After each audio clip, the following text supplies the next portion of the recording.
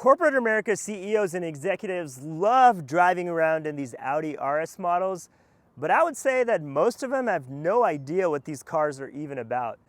In case you're wondering, RS stands for ridiculously sexy and ridiculously speedy, because look at it, this is hands down one of the most gorgeous cars ever made. And in this video, I'm going to review this 2019 Audi RS5 and give you my opinion on whether or not this RS5 is worth the premium over a comparable 2019 Audi S5. The most appealing aspect of this car to me is the looks. This is quite the attention grabber, and Audi nails the front grille design. It can actually get away with a grille that's this large, unlike the BMW where they've completely gone off the rails with their grille design. And I also love the fact that the camera is merged into the grille. It's so subtle, it's hidden. These huge wheels on the RS5 absolutely fit right in, and Audi has perfected this wheel gap. Most car manufacturers get this totally wrong. And then these brakes and brake calipers truly do help stop this thing on a dime. This is a 4,000-pound heavy machine, and the brakes do a fantastic job. In the back, I really like these big oval tailpipes, not your typical quad exhaust. Let's see what it sounds like at startup.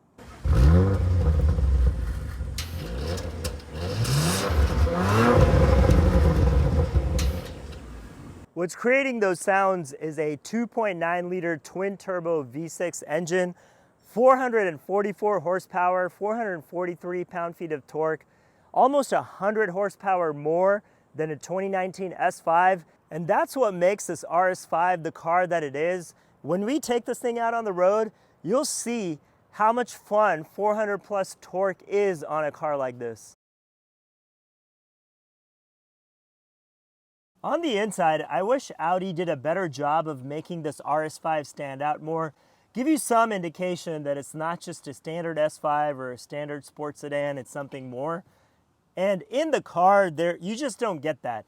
The interior is basically the same as what you would see in an Audi S5, and it almost feels very similar to the 2018 SQ5 that I was in and I reviewed not too long ago.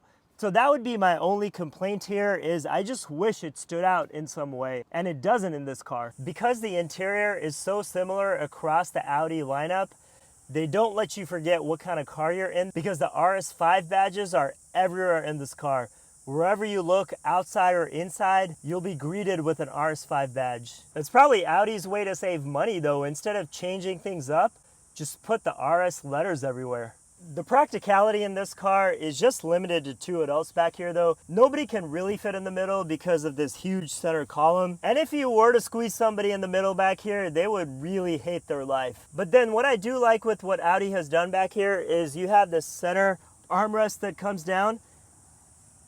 You have a bit of a storage space here, and then the cup holder design's interesting.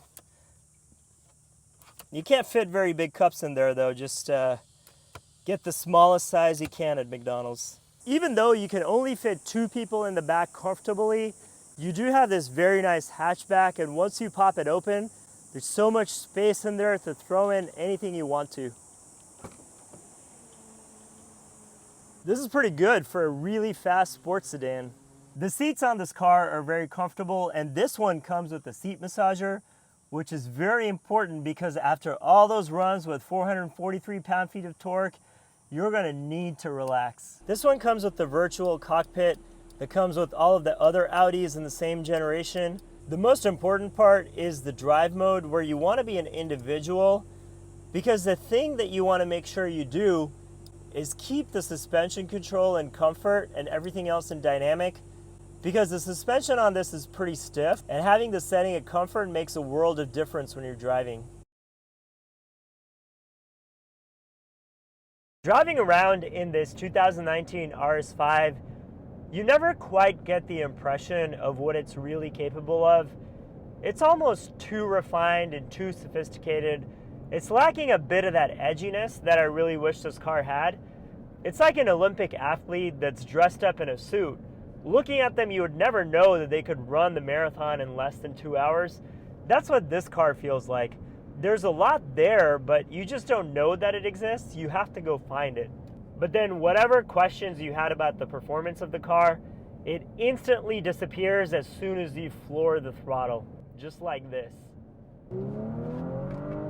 Oh man, this is so fast. I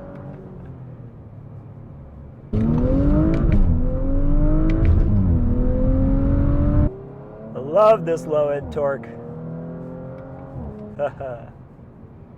There's obviously some artificial noise that's injected into the cabin, but you know what? I don't really care. I could use whatever I can get out of this car. It's already so quiet and refined that I'll take what I can get.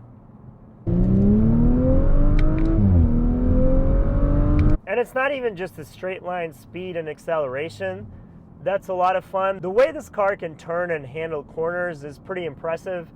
It's so planted, it's got so much grip. The Quattro system definitely works amazingly well. And even being 4,000 pounds, you can handle and manage this pretty easily around turns and at speed, and use all of that 444 horsepower as much as you need to.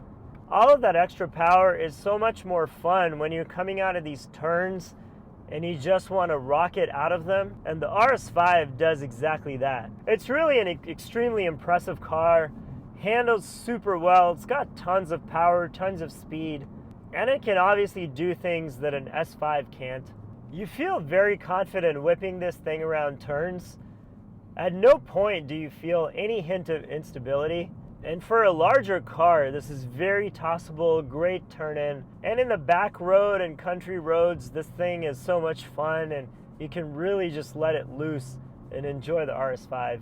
The brakes on this thing are really good, especially the weight of this car and the size of it. It can stop this thing very quickly, so even when you're hurtling down at high speed, no problems there. The one thing I'll say that's disappointing about this car is it's only 4 years old, 2019, 40,000 miles.